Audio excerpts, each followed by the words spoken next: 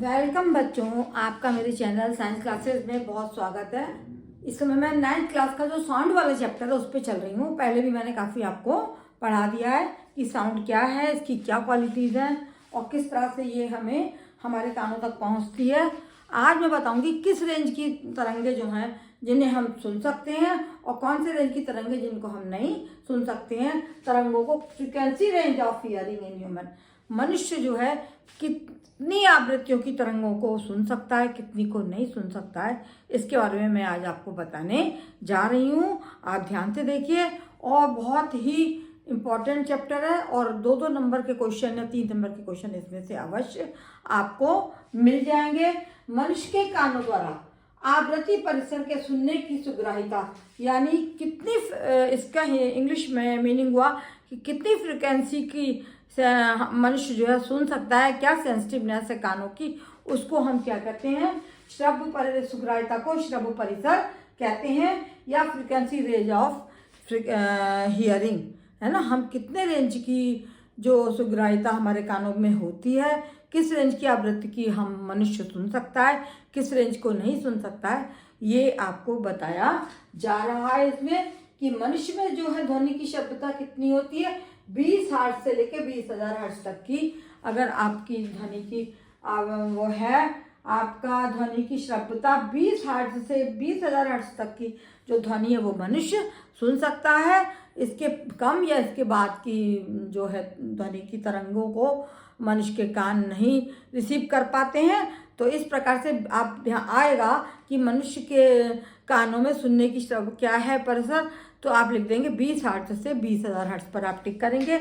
Objective में भी ये क्वेश्चन आ सकता है और वैसे भी आ सकता है। मनुष्य की उम्र जैसे जैसे बढ़ती जाती है, जैसे जैसे इंसान बूढ़ा होता है, उसके कानों की सुग्राहिता जो है वो कम होती जाती है, कम सुग्राही हो जाते हैं। लेकिन बच्चे, छोटे बच्चे जो होते हैं और कुत्ते जो हैं वो 25,000 हर्ट्ज तक की ध्वनि को सुनने के लायक होते हैं, सुन लेते हैं। वो कितनी ध्वनि सुन सकते हैं, वो 25,000 हर्ट्ज तक की ध्वनि को सुन सकते हैं।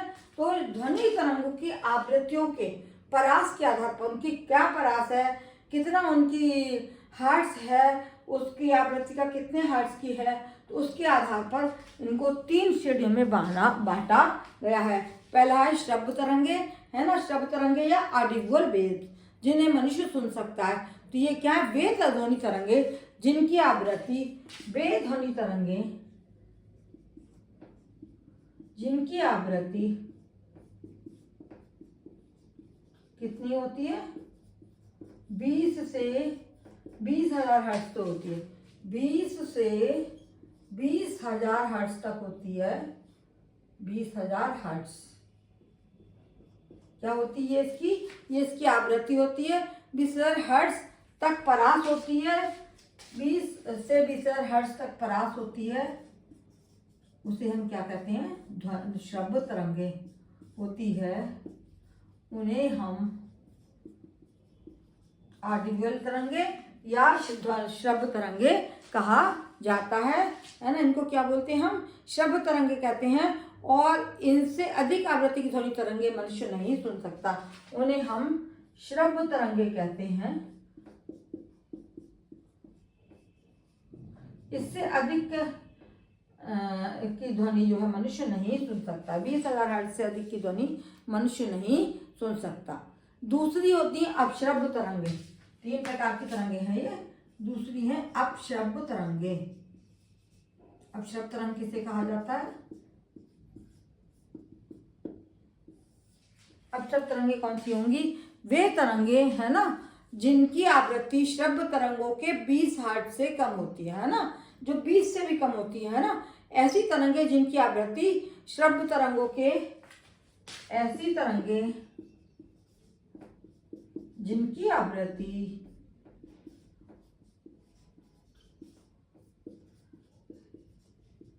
श्रव्य तरंगों के, श्रव्य माने जिन्हें हम सुन सकते हैं, श्रव्य तरंगों के 20 हर्ट्ज से भी 20 हर्ट्ज, क्योंकि हम 20 तक ही सुन सकते हैं, 20 हर्ट्ज से भी कम होती है, कम होती है, अपश्रव्य तरंगे कहलाती हैं। अपश्रव्य तरंगे, है ना, कहलाती हैं। अगर आप श्रव्य तरंगों का उदाहरण देखना चाहोगे तो क्या होगा, मनुष्य जो आवाज निकालता, वाद्य यंत्र मनुष्य या पशु पक्षियों से उत्पन्न, वाद्य यंत्रों मनुष्य एवं पशु पक्षियों की आवाजें जो होती हैं वो इतनी ही होती हैं कि आवाजें आपकी कहलाती हैं श्रव्य तरंगे, जिन्हें हम सुन सकते हैं। लेकिन ऐसी तरंगे जिनकी आवृत्ति श्रव्य तरंगों के 20 हर्ट्ज से भी कम होती है, उन्हें हम क्या कहते हैं, उन्हें हम अपश्रव्य तरंगे कहते हैं। और इन तरंगों को उत्पन्न करने के लिए ध्वनि स्रोत का आकार बहुत बड़ा होना चाहिए, है ना। इन तरंगों को उत्पन्न करने के लिए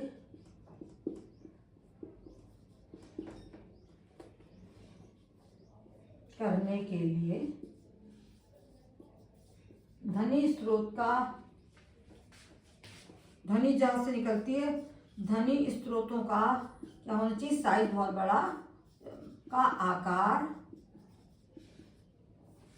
ध्वनि जहां से उत्पन्न हो रही है उनका आकार बहुत बड़ा होना चाहिए, बहुत बड़ा होना चाहिए। ये इसका क्या है, अश्रव्य तरंगे होती है। ये कौन सी तरंगे, भूकंप जब आता है तो उस समय जमीन से उत्पन्न होती है। भूकंप के समय पृथ्वी से उत्पन्न होने वाली तरंगे, पृथ्वी से उत्पन्न, ये केवल महसूस करा जाता, सुनाई नहीं देता है, उत्पन्न होने वाली तरंगे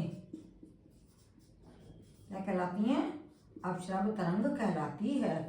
ठीक है, ये कहलाती हैं आपकी अपश्रव्य तरंगे। ठीक है, ये आपको समझ में आ गया।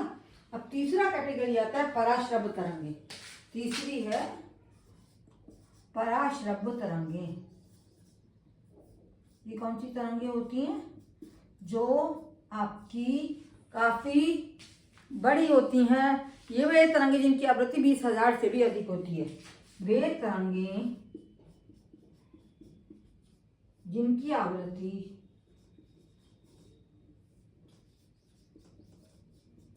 20,000 से अधिक होती है, से भी अधिक होती है।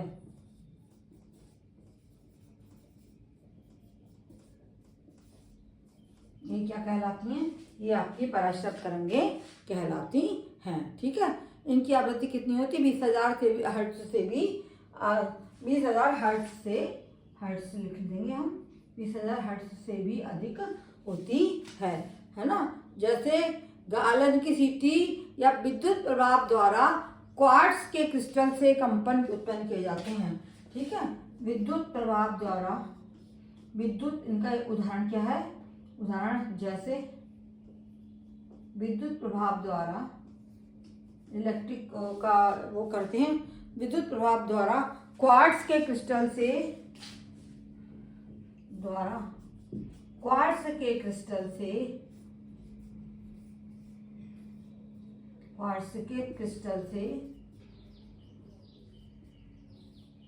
इलेक्ट्रिक के द्वारा क्वार्ट्ज के जो क्रिस्टल होते हैं, क्वार्ट्ज के क्रिस्टल से कंपन उत्पन्न किए जाते हैं।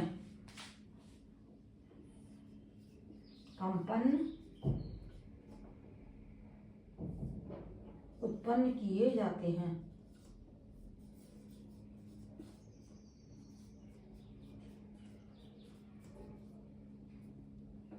ठीक है, क्वार्ट्ज के क्रिस्टल्स क्या होता है, कंपन उत्पन्न किए जाते हैं। इन तरंगों की तरंगदैर्घ्य जो है बहुत कम होती है। इन तरंगों की तरंगदैर्घ्य बहुत कम होती है,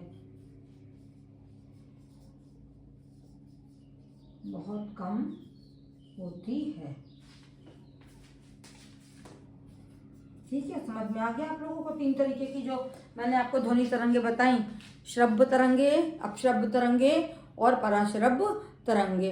ये एक किरण पिंज के रूप में दूरस्थ स्थानों को भेजी जाती हैं। ये एक किरण पुंज के रूप में, इनके उदाहरण बताए जाएंगे अभी आपको।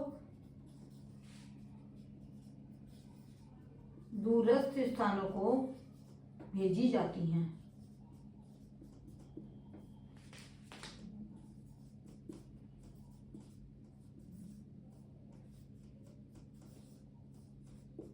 ठीक है, समझ में आ गया। 3 तरीके की आपको बता दी गई।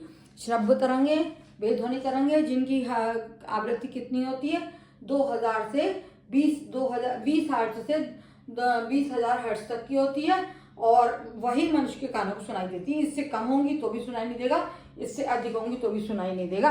लेकिन बच्चे और कुत्ते जो हैं वो 25,000 हर्ट्ज तक का सुनाई उनको दे सकता है। ठीक है। और अपशब्द तरंगे कौन सी, जिनकी आवृत्ति 20 हर्ट्ज से भी कम होती है, ये अपशब्द तरंगे कहलाती है। और इन तरंगों को उत्पन्न करने के लिए ध्वनि स्रोतों का आकार बहुत बड़ा होना चाहिए। भूकंप के समय यही ध्वनि तरंगे आती हैं जो सुनाई कम देती है, केवल उनको महसूस किया जाता है। तीसरा है पराश्रव्य तरंगे। आपको इनका जरूर याद रखना पड़ेगा कि इनकी आवृत्ति कितने हर्ट्ज है। जिनकी आवृत्ति 20,000 हर्ट्ज से भी अधिक होती है वो कहलाती है पराश्रव्य तरंगे। और गालन की सीटी विद्युत प्रभाव द्वारा क्वार्ट्ज के क्रिस्टल के कंपनों से उत्पन्न की जाती है ना। गालन की सीटी से भी उत्पन्न होती है, गाल्टन की सीटी से। और इन तरंगों की तरंग दैर्घ्य क्या होती है, बहुत कम होती है, और ये किरण पुंज के रूप में दूरस्थ स्थानों को भेजी जाती है। बच्चों, मेरा चैनल आप लोग पसंद करें, लाइक करें, अपने दोस्तों को बताएं।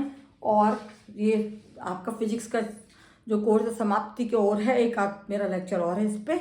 बाकी ये आपका फिजिक्स का पोर्शन ख़त्म हो रहा है। ये आपका ऐसा चैनल है ऑनलाइन जिसके लिए आपको कुछ भी पेमेंट नहीं करना है, केवल खोलते रहिए इसको, मेरे चैनल को, और आप इसका लाभ शिक्षा का उठाते रहिए। धन्यवाद।